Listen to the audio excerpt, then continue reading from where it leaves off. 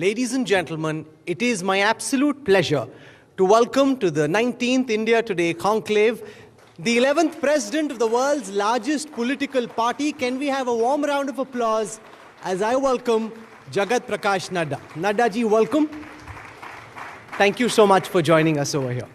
चुनाव लड़ाने में आपके प्रीडिसेसर अमित शाह जी की महारत थी और मैं जानना चाहता हूं कि क्या आप पे कहीं ना कहीं बैक ऑफ द माइंड ये दबाव रहता है कि क्या लोग मेरी तुलना या जो फैसला मैंने किया, जो स्ट्रेटजी मैंने बनाई, उसकी तुलना अमित शाह उस सिचुएशन में क्या करते इससे करेंगे? क्या ये एक फैक्टर रहता है आपके जहन में? आप अपने काम करने के तरीके को या फिर अपने चुनाव लड़ने लड़ाने के तरीके को अमित शाह जी के चुनाव लड़ने लड़ाने के तरीके से भिन्न कैसे मानते हैं? देखिए, भिन्न नहीं है।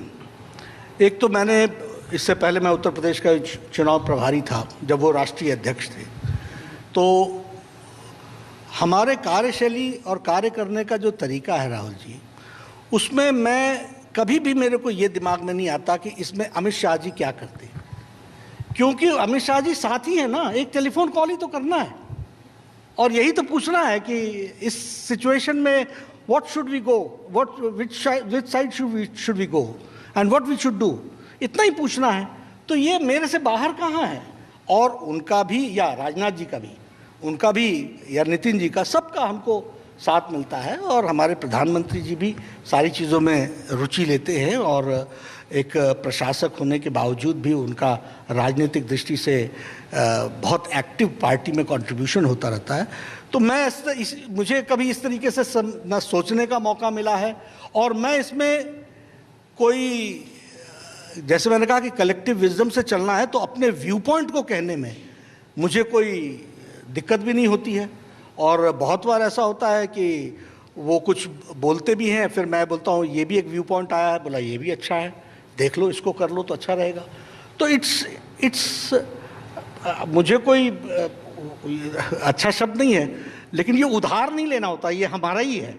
तो इसलिए हमको अपने बीच में उनकी बातों को लेकर के चलने का हमेशा सौभाग्य मिलता है, तो I don't feel that way. हाँ, नेताओं में अगर ये आ जाती है कि मैंने कुछ अलग करना है, तो समस्या यहाँ से खड़ी होती है। और हमने बार बार कहा कि मोदी जी के नेतृत्व में कलेक्टिव विजडम में हम सब लोग साथ चल रहे हैं, तो ये दिक्कत ही नहीं आती मुझे। पार्टी अध्यक्ष के तौर पे आपका जो एक बहुत बड़ा चैलेंज आने वाले महीनों में रहने वाला है वो आगामी विधानसभा चुनाव जो हो रहा है, और उसमें सबसे बड़ा चुनाव होगा उत्तर प्रदेश में, और आपके लिए ये बहुत बड़ी जिम्मेदारी भी रहेगी।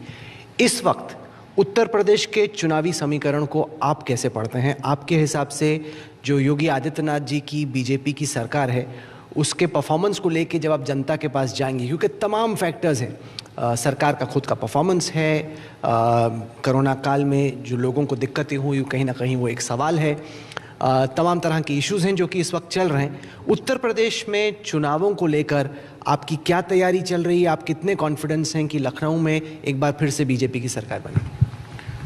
देखिए, वैसे स्ट्रैटेजी को पब्लिक करने का विषय कम होता है और राजनीति में रणनीति पर्दे का विषय होता है।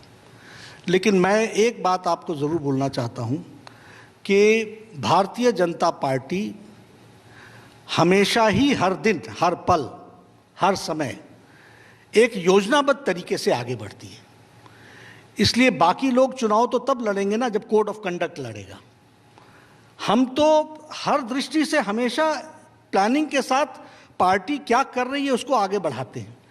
इसलिए कई बार मैं कहना नहीं चाहता हूं क्योंकि ये थोड़ा सा एरोगेंस हो जाएगा, लेकिन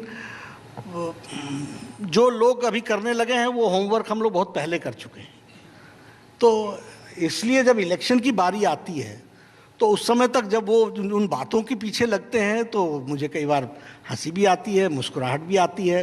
अब ये रणनीति का विषय होता है इसलिए हम बताते नहीं हैं, लेकिन इलेक्शन की तैयारी हम अभी थोड़ा कर रहे हैं, ये तो बहुत पहले से शुरू हो गया है।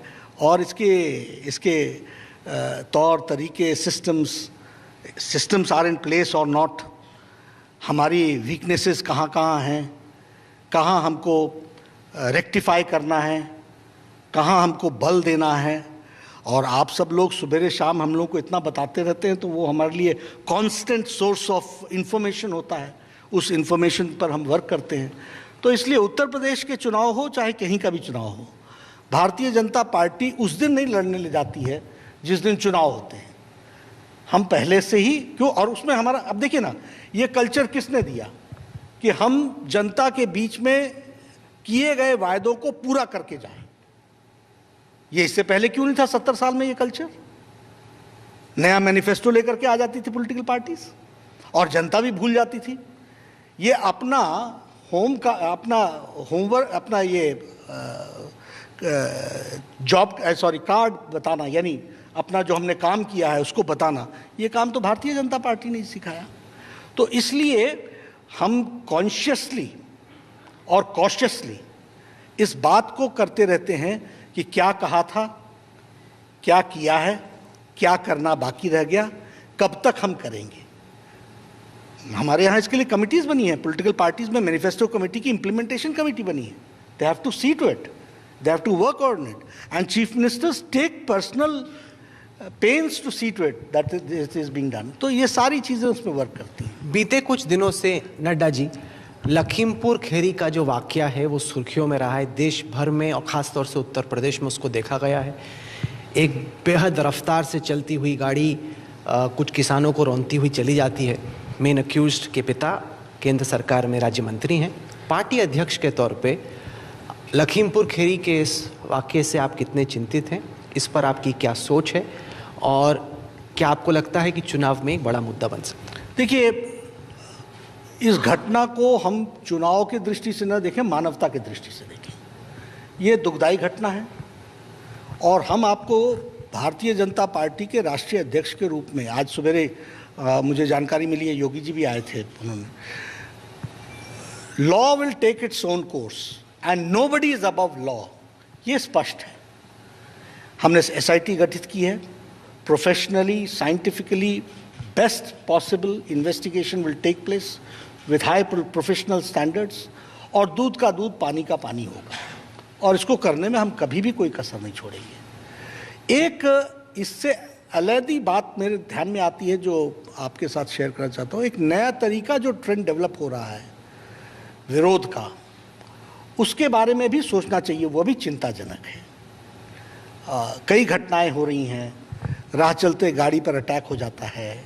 ये भी, मैं इस इंसिडेंट के बारे में नहीं कह रहा हूँ, लेकिन इन जनरल जो पब्लिक लीडर्स को उनके घर को घेराव करना, डेमोक्रेटिक प्रोसेस में हमको सिस्टम्स को कहाँ तक ले जाना है, इसके बारे में भी कहीं ना कहीं चिंतन होना चाहिए। लेकिन nobody is allowed to take law in his own hand. हर एक के साथ न्याय होगा, इस बात का मैं एश्योरेंस देता हूँ। कहीं ना कहीं ये जो वाकया है वो जुड़ा है किसानों के आंदोलन से, और किसानों का आंदोलन काफ़ी वक्त से, खासतौर से पंजाब, हरियाणा के कुछ हिस्से और पश्चिमी उत्तर प्रदेश में चलता ही चला जा रहा है। सरकार ने तमाम कोशिशें की कोई समाधान निकालने की, लेकिन अब तक कोई समाधान नहीं निकला। तो पहले तो ये बताएं कि किसान बिल जो आप लेके आए हैं, किसानों के आंदोलन को देखते हुए क्या आपको लगता है कि उस पर पुनर्विचार कभी सरकार करेगी? और दूसरा, किसानों की जो नाराज़गी है, आप कह रहे हैं कि बिल उनके फ़ायदे में है, कई विशेषज्ञों को लगते हैं कि हैं भी, लेकिन कुछ किसान हैं, खासतौर से नॉर्थ इंडिया के ये किसान, जो इस बात को नहीं मानते। तो उनकी नाराज़गी को दूर करने के लिए आप क्या सोच रहे हैं? थोड़ा मैं लंबा, कुछ इश्यूज ऐसे आ गए हैं क्योंकि किसान आंदोलन बहुत दो वाक्यों में नहीं बोला जा सकता है। We have to understand that किसान लीडर, फार्मर्स लीडर, किसानों का नेता, ये एक स्लोगन लेकर के कई राजनेता किसान नेता के नाम से पहचाने गए। But the fact remains on record that whatever has been done for the farmers, for the kisan, has been done by Prime Minister Narendra Modi. This I would put on record. और ये मैं फिर कहने के लिए नहीं कह रहा हूँ, मैं, देखिए आपको बताता हूँ, बहुत दिनों से किसानों के बारे में चर्चा हुई, हम मंत्री भी रहे। क्या होता था बजट? 22,000 करोड़ रुपए, 23,000 करोड़ रुपए। Today it is 1,23,000 crore. ये 57,000 करोड़ की कर्जा माफी करके अपने आप को किसान का चैंपियन बनने लगे। 1,23,000 लाख करोड़ रुपए 2000 के हिसाब से किसान सम्मान निधि में 10 करोड़ किसान को नरेंद्र मोदी जी ने डीबीटी के माध्यम से उनके बैंक के खाते में पहुंचाया, which is a historical event. If I talk about प्रधानमंत्री फसल बीमा योजना, there were some problems, bottlenecks were removed, और उसको भी अच्छे ऑल्टरनेटिव के रूप में खड़ा करने का काम किया। कभी कोई किसान सोच सकता था कि उसको पेंशन लगेगी? वो किसान पेंशन लेने लग गया। कभी किसी ने सोचा था कि 2400 की बोरी उसको 1200 रुपये में मिलेगी फर्टिलाइजर की, और यानी एक बोरी मुफ्त किसान को मोदी जी की तरफ से मिल रहा है? कभी किसी ने सोचा था इस बात को? ये करके दिया। 1.5 गुना प्रोडक्शन का, लागत का 1.5 गुना एमएसपी दिया जाएगा। इसको लेटर और स्पिरिट में इंप्लीमेंट किया तो नरेंद्र मोदी जी की सरकार ने इंप्लीमेंट किया, और मैक्सिमम खरीदी हुई है, और मैक्सिमम, और पार्लियामेंट में भी और सब जगह प्रधानमंत्री जी ने भी कहा, हमने भी कहा, एग्रीकल्चर मिनिस्टर ने कहा कि MSP was there, will be remain and will remain in future also, and we are going to purchase on MSP. जहां तक रिफॉर्म्स का सवाल है, हालांकि अब मैं रिफॉर्म्स की डिटेल्स में नहीं जाना चाहता, लेकिन आप एक कोई छोटा सा पेन बनाते हो तो आपको तो दुनिया में उसको बेचने का अधिकार सब जगह है, लेकिन किसान अगर मान लो कोई फल लगाता है तो उसको बेचने का उसके मंडी में ही अधिकार है, बाकी कहीं अधिकार ही नहीं है। ये 70 इयर्स की डेमोक्रेसी में हम कहाँ पर ले गए किसानों को? हमने उनको बाधित किया है या उनको हमने छूट दी है? लेकिन एनीवे, रिफॉर्म्स की बातों को छोड़ दीजिए। 11 राउंड्स का डिस्कशन हुआ। 11 राउंड्स के डिस्कशन के बाद हमने कह दिया कि चलो, we suspend these reforms for 18 months and let's come for dialogue. Why the dialogue is not taking place? What are the provisions on which you want to have a dialogue? There is nothing which is taking place. अभी supreme court ने कह दिया कि इसको suspend करो, हमने suspend कर दिया। अब देखिए, आंदोलन किस बात का है? जब हम बात करने को तैयार हैं, जब हम आपके प्रोविजंस को सस्पेंड करके बात करने को तैयार हैं, अभी कई बार लोग बोल देते हैं कि ईगो हटाना चाहिए। है कहाँ ईगो? हम तो चाह रहे हैं कि डिस्कशन करें, लेकिन मैं हमेशा एक बात कहता हूँ, you can bring the horse near the water, you can't force him to drink. कुछ लोग हैं जिनका मिसकंसेप्शन है, उनका मिसकंसेप्शन हटा देंगे। कुछ लोगों को फैक्चुअली चीज़ें नहीं मालूम है, उनका हम फैक्चुअली भी उनको हम ठीक कर देंगे। लेकिन जो राजनीतिक कारणों से उतरे हुए हैं और उन्होंने उसमें से पॉलिटिकल मोटिव लेकर के चले हुए हैं, उनको मैं एक बात ज़रूर बता देना चाहता हूँ कि भारतीय जनता पार्टी इस तरीके से जमीन पर हिलाई नहीं जा सकती। धरती पर चीज़ों का मुंहतोड़ भारत की जनता जवाब देती है, और उसकी तैयारी हम करते हैं। हमें डर किस बात का? हमने सारी बातें फैक्चुअली रखी हैं। Why should we feel shy, और why should we feel scared? Nothing doing.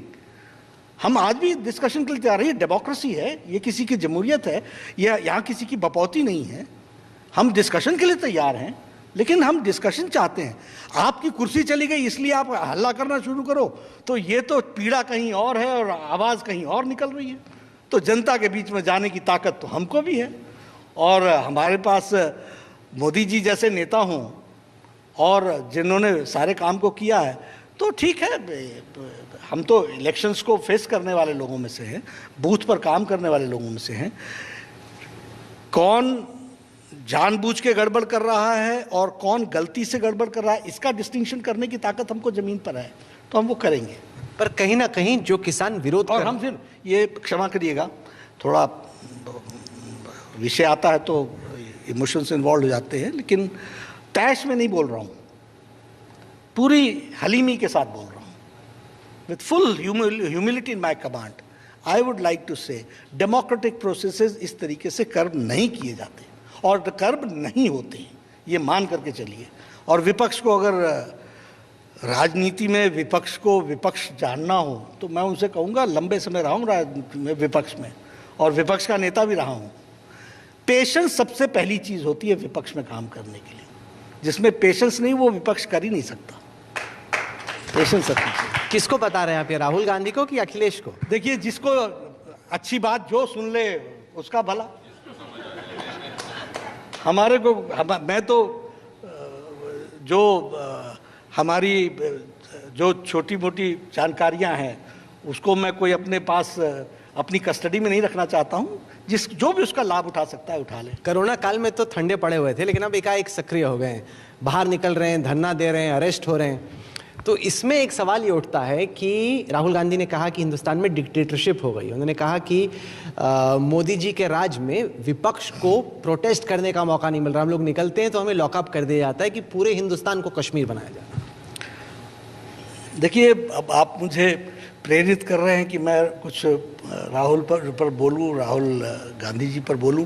वैसे मैं व्यक्तिगत किसी पर नहीं बोलता या इनके स्टाइल ऑफ फंक्शनिंग पर नहीं बोलता, लेकिन ये जो इन्होंने रास्ते लिए हैं ना, ये 70s के डिकेड्स के रास्ते हैं, ये 80s के डिकेड्स के रास्ते हैं।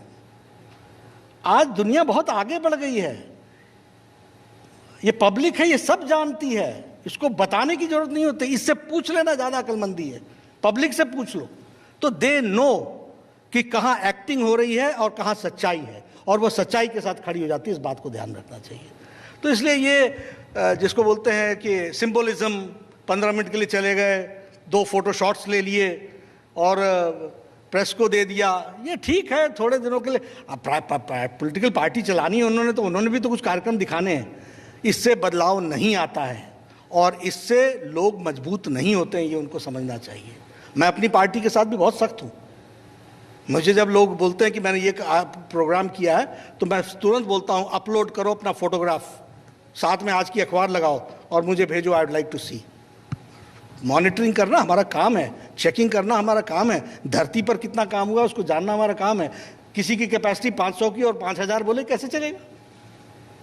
पॉलिटिक्स नहीं चलती है, it's a game of numbers. So we have to be very sure that ये धरना कितने का हुआ, यानी कितने पीपल पार्टिसिपेटेड, कितने लोग इसमें एक्टिव पार्टिसिपेंट थे, कितने लोग इसमें पैसिव पार्टिसिपेंट थे, ये इशू कितना जा रहा है, ये कितना टच कर रहा है। Just for the sake of an agitation we are doing it, और really people stand by it. ये सब चीज़ों को मूल्यांकन करना पड़ता है। और इन सब लोगों को जब मैं देखता हूँ, इनके इंटरव्यू सुनता हूँ, तो बोलता नहीं हूँ, लेकिन ध्यान में आ जाता है कि इनकी जानकारियाँ कितनी सीमित हैं। क्योंकि कुछ इश्यूज हैं जो इस वक्त एक साथ प्ले आउट कर रहे हैं, खासतौर से उत्तर प्रदेश के संदर्भ में। एक ये किसानों का आंदोलन, आपने कहा कि आप झुकने वाले नहीं, लेकिन कुछ किसान हैं जो नाराज हैं। सवाल नंबर 1, नहीं, उनको हम संभालेंगे राहुल जी। मैंने फिर कहा, जो लोग वेल इंटेंशनड हैं उनको हम साथ लेकर के वापस आएंगे, जो लोग वेल इंटेंशनड हैं। हाँ, जिन्होंने राजनीतिक दृष्टि से ही काम करना है उसमें मैं ईश्वर ये जरूर करूंगा कि उनके साथ जनता ना जाए, इसकी चिंता हम जरूर करेंगे, और ये पॉलिटिकल हमारा राइट है, हम करेंगे। सवाल नंबर 2 जो सरकार पे आरोप लगा वो कास्टिज्म का था, एक पर्टिकुलर कास्ट को फायदा पहुंचाने का, और खासतौर से ब्राह्मण समाज में उसको लेके आंदोलन हुआ। क्या आपको लगता है कि ये धारणा सही है, गलत है? अगर गलत है, किस विषय पर? ये ठाकुरवाद पे, मतलब कि यूपी की सरकार पे एक चार्ज लगा कि एक कास्ट विशेष को ज्यादा फायदा मिलता है, बाकियों को नुकसान।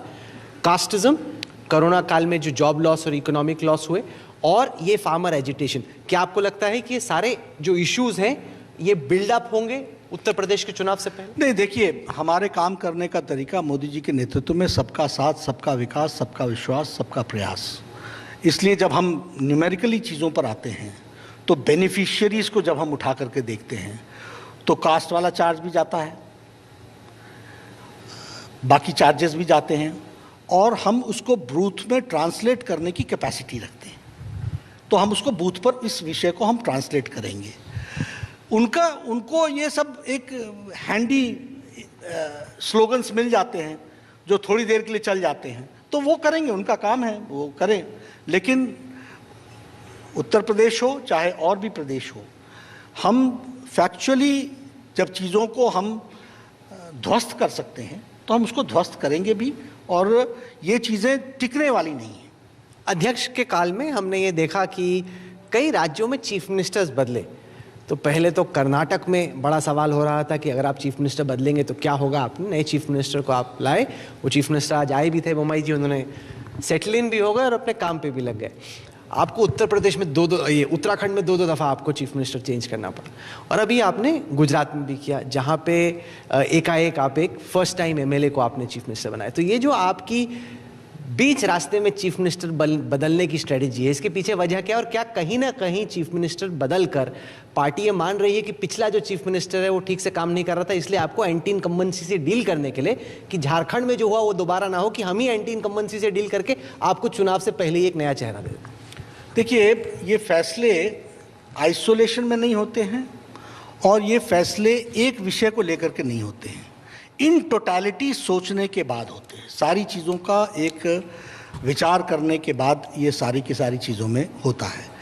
एक उसमें प्रिंसिपल होता है, older generation should give chance to the younger generation, एक ये उसका फैक्टर होता है। दूसरा ये होता है कि हम गोल पोस्ट के नज़दीक जो होता है उसको हम कई बार पास भी कर देते हैं कि वो गोल पोस्ट पर मार दे, ये भी उसका रीज़न हो जाता है। लेकिन हमारे यहाँ ये सारी चीज़ें वेल थॉट प्रोसेस में होती हैं, और ऑफ कोर्स इसमें कोई दो राय नहीं है कि passing over the baton is the by and large the rule adopted by Bharatiya Janata Party. We are the party who has got the youngest cabinet, we are the party who has got young chief ministers, we are the party where the older generation always gives over to the younger generation।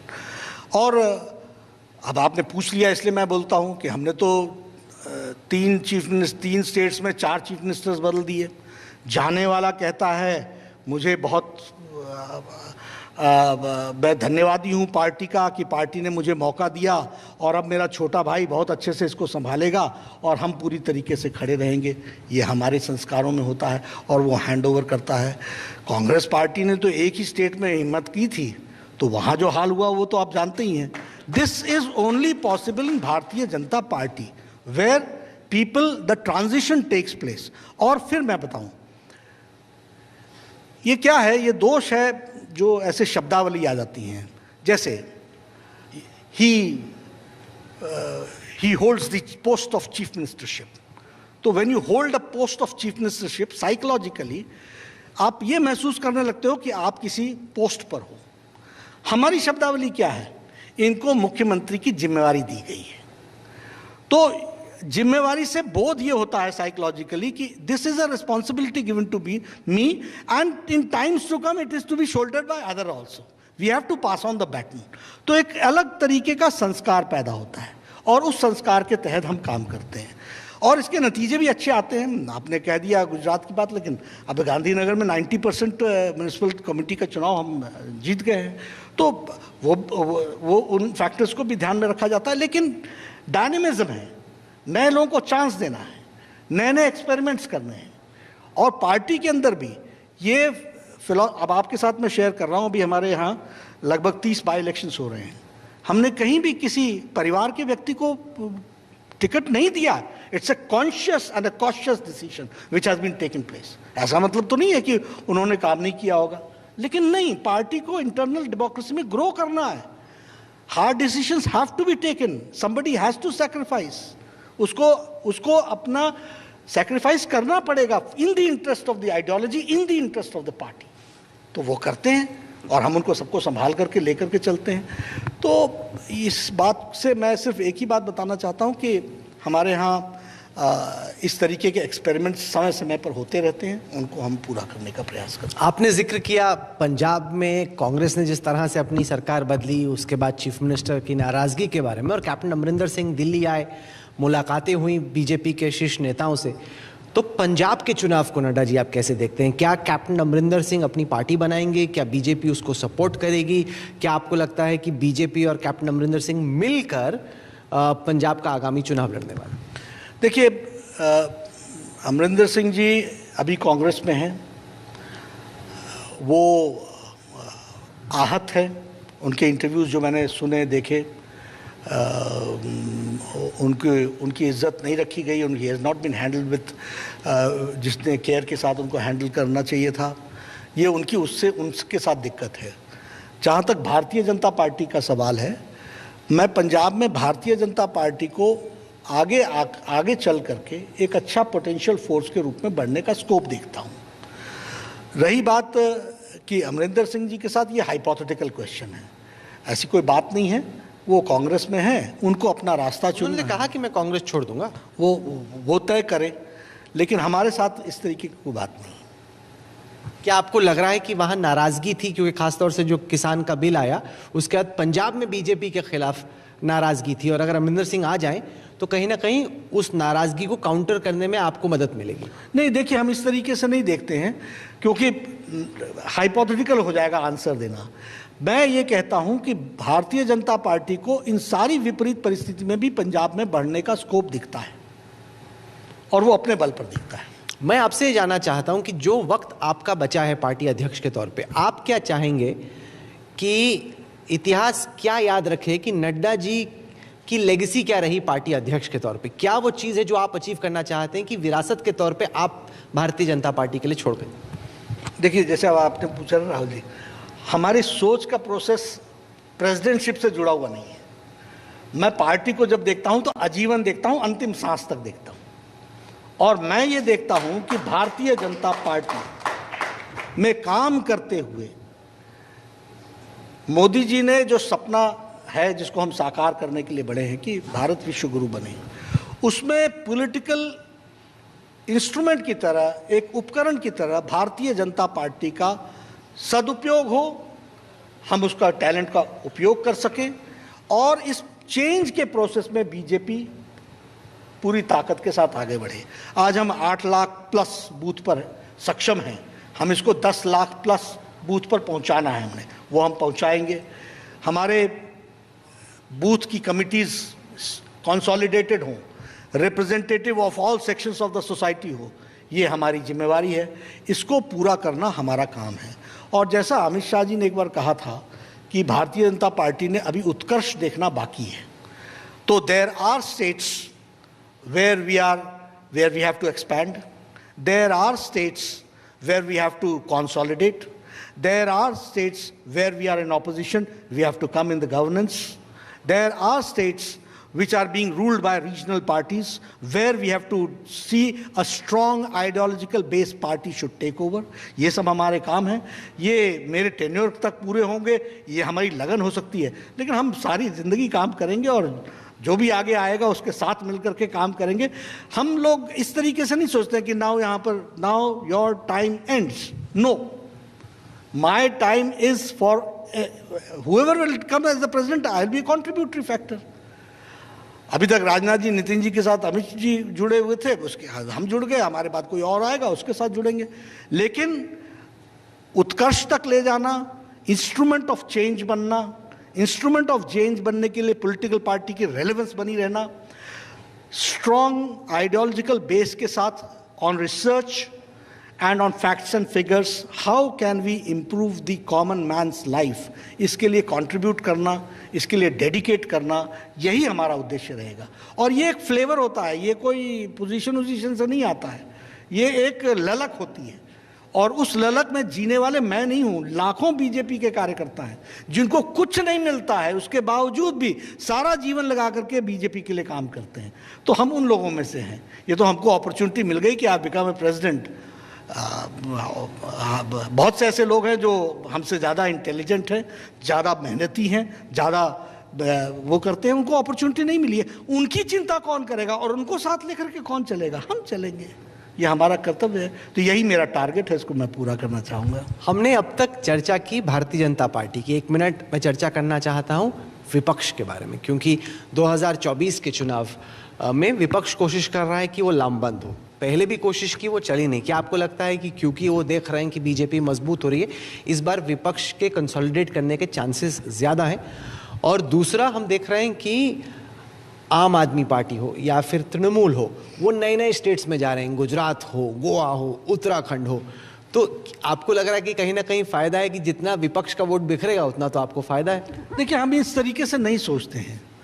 आप मिल के लड़े, मैं उत्तर प्रदेश का प्रभारी था, आप मतलब sorry क्षमा, समाजवादी पार्टी और बीएसपी मिल करके लड़ी, तो हमारे पास सभी पत्रकार, यहाँ बहुत पत्रकार बैठे हैं, सब मेरे कान में आके बोलते थे बुरा हाल हो जाएगा, तब खराब हो जाएगा, ये हो जाएगा। मैं कहता था दिल थाम के बैठो, चुनाव के नतीजे देखना, एक तरफा फैसला आएगा और मोदी जी के पक्ष में फैसला आएगा, इस बात को ध्यान में रखना। वो साथ लड़ें, अलग लड़ें।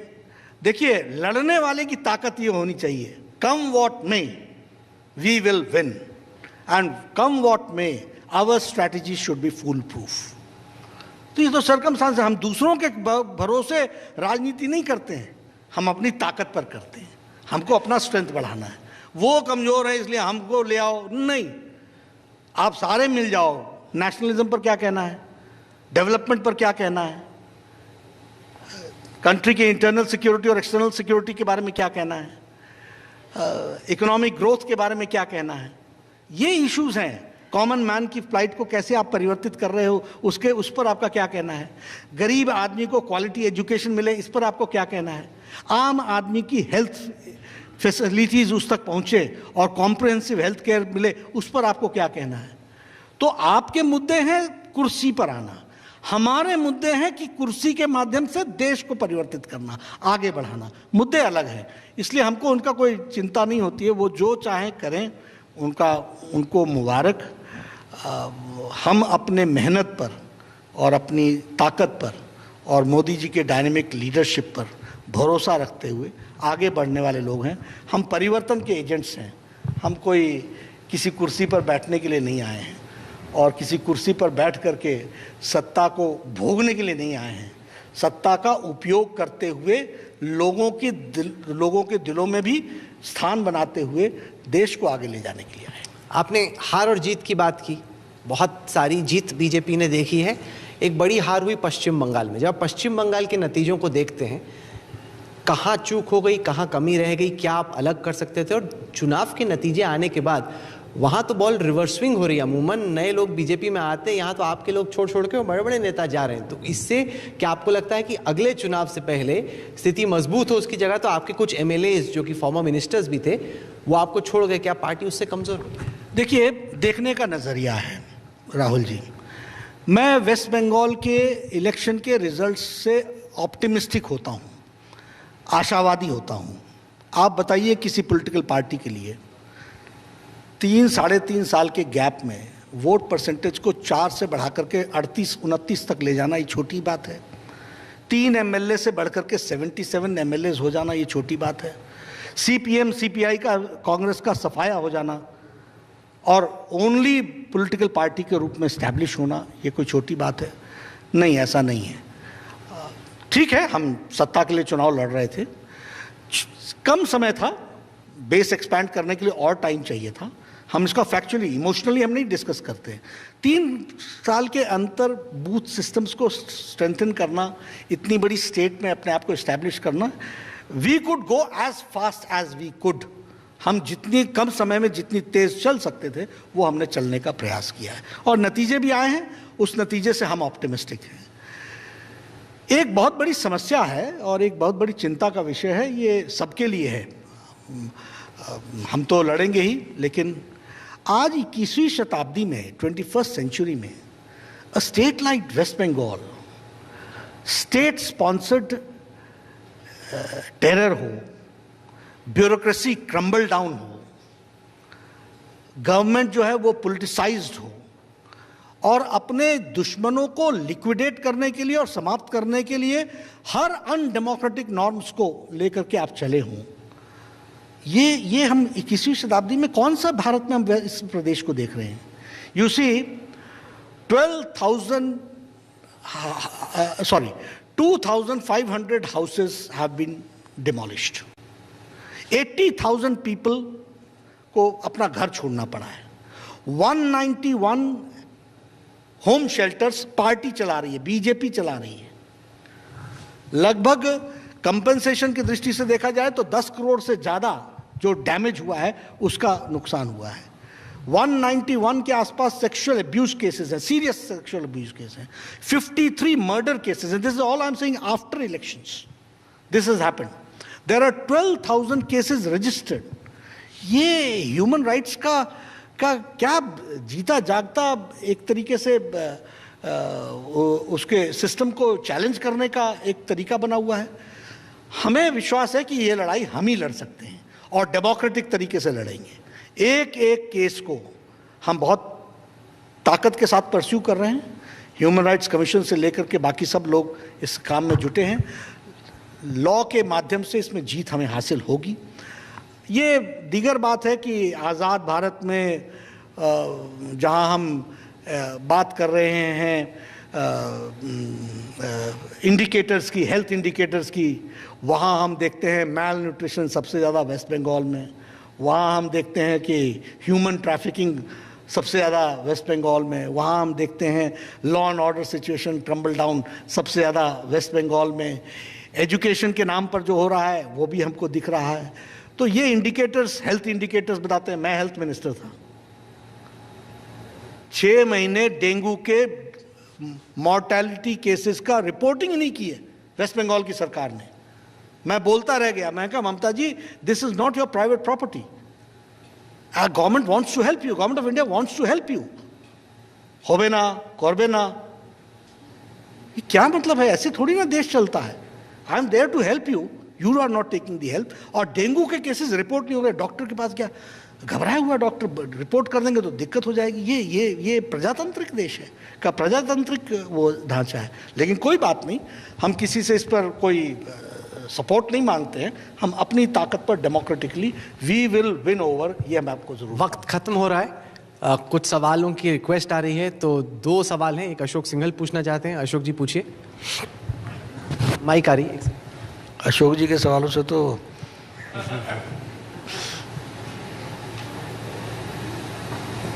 नड्डा साहब, एक सवाल यह, किसानों के मुद्दे पे बात हो रही थी काफ़ी, किसानों के मुद्दे पे ही बात हो रही थी। वरुण गांधी लगातार किसानों को लेकर सवाल उठा रहे हैं और ट्वीट कर रहे हैं। लखीमपुर खीरी का भी उन्होंने ट्वीट किया, वीडियो जो हादसा हुआ, और आपने सम्मान भी किया था उनको 1 हफ्ता पहले, घर पे बुलाया था, तो वो समझे नहीं, उसके बाद भी ट्वीट कर रहे हैं लगातार। क्या, और कार्यसमिति से बाहर भी कर दिया माँ बेटे को, दोनों को, क्या उसी का रिएक्शन था? तो क्या वरुण गांधी पार्टी में अभी रहेंगे? क्या बताया उन्होंने, क्यों नाराज हैं और समझे नहीं आपकी बात से वो? नहीं, देखिए ऐसा है कि जैसे अब आपने कहा सम्मान किया, ये हमारे यहाँ तरीका नहीं है। हम सम्मान नहीं करते, बुलाते हैं और हम आपस में मिल करके बात करते हैं। शब्दों से ही बड़ा अंतर पड़ जाता है। तो हमने उनको बुलाया, बात की है, और हमारी बात की में आगे चल करके उसके अच्छे नतीजे आएंगे, ठीक रहेगा सब कुछ। चित्रा पूछना चाह रही है।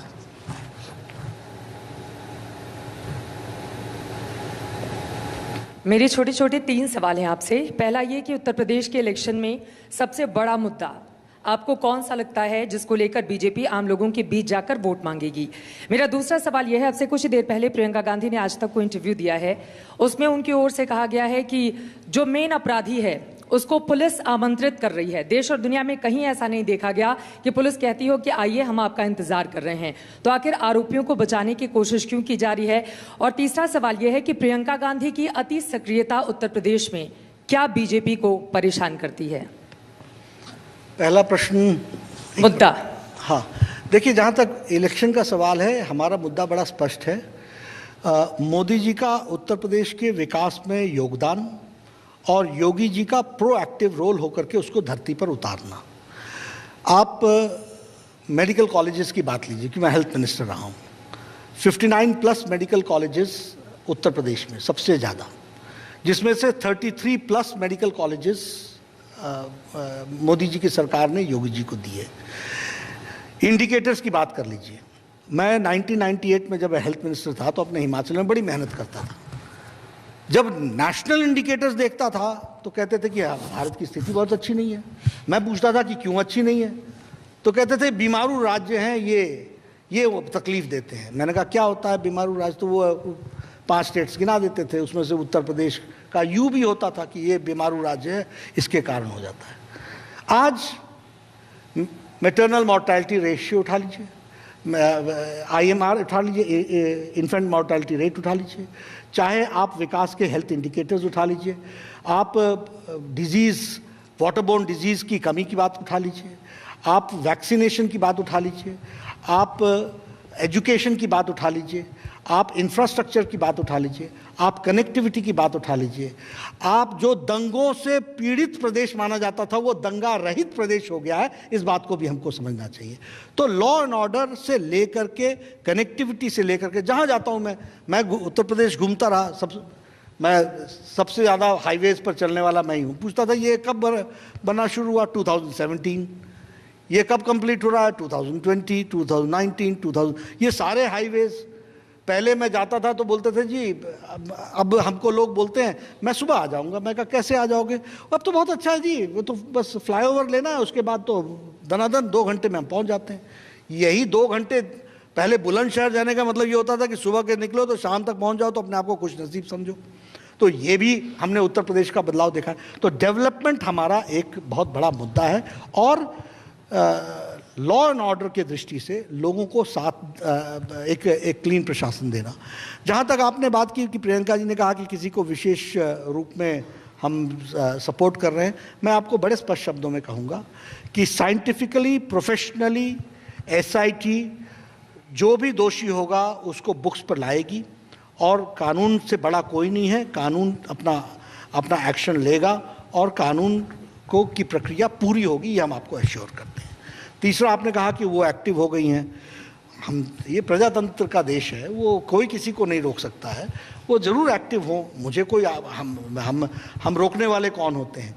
आप ज़रूर करें, लेकिन मैं ये ज़रूर चाहूँगा कि पॉलिटिकल पार्टी के रूप में और लीडर के रूप में इंट्रोस्पेक्ट ज़रूर करें कि आप जो कर रहे हैं उससे समाज का कितना भला हो रहा है, आपकी पार्टी का कितना भला हो रहा है। मैं कहना नहीं चाहता आपको छोड़ के लोग क्यों जा रहे हैं, कभी आपने इसका इंट्रोस्पेक्ट किया? जिन लोगों ने अपनी जिंदगी के 6-6 दशक, 4-4 दशक, 5-5 दशक पार्टी के लिए लगा दिए, वो आपको गुड बाय कहकर चले जाते हैं। कभी आपने सोचने की कोशिश की? तो अपने घर में झांकें, इंट्रोस्पेक्ट करें, मुद्दों को इशू को करें। मुझे तो मेरा विरोधी भी कोई मुद्दा देता है तो I say you have a point, I will come back to you.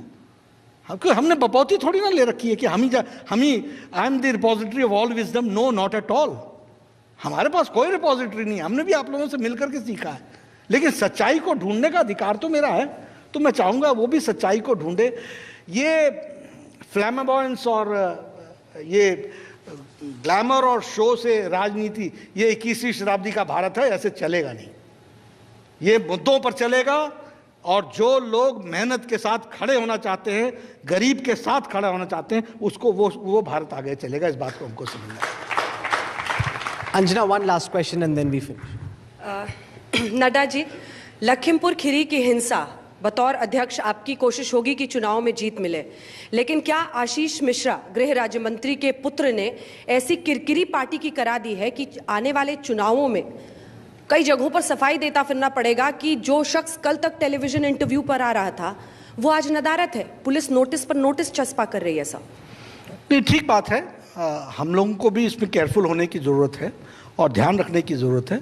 लेकिन मैं फिर कहूँगा कि पार्टी के तरफ से और सरकार की तरफ से हम कोई भी ऐसी गतिविधि नहीं करते हैं जो लॉ एंड ऑर्डर को अपने हाथ में ले, और इसलिए जो भी इसमें दोषी होगा उसको हम उसके खिलाफ कड़ी कार्रवाई हो, ये योगी सरकार सुनिश्चित करेगी। आपने इनके कम ही इंटरव्यू सुने होंगे, बड़े पापड़ बेलने पड़े हम लोगों को इनको कन्विंस करने के लिए कि आप आइए। हम शुक्रगुजार हैं नड्डा जी कि आप इंडिया टुडे कॉन्क्लेव में आए। हाँ प्लीज। क्या है, ऐसी अब चर्चा कर दी तो मैं दूर क्यों रहता हूँ? वो ये इसलिए कि मेरे इंटेंशन और वाक्य में कहीं थोड़ी सी भी गलती हो जाए तो मुझे सारा दिन निकल जाता है मैंने ऐसा तो नहीं कहा था। तो मैं नहीं चाहता कि दिन इसी में निकल जाए कि मैंने ऐसा तो नहीं कहा था। तो इसलिए मैं कोशिश ये करता हूँ कि आपको सुनता रहता हूँ, अपने से जितना हिम्मत होती है मैं काम में जुटा रहता हूँ। आप जुड़े हमारे साथ इंडिया टुडे कॉन्क्लेव के इस गाला सेशन में, बहुत बहुत शुक्रिया। जोरदार तालियां जेपी नड्डा जी को, बहुत बहुत शुक्रिया।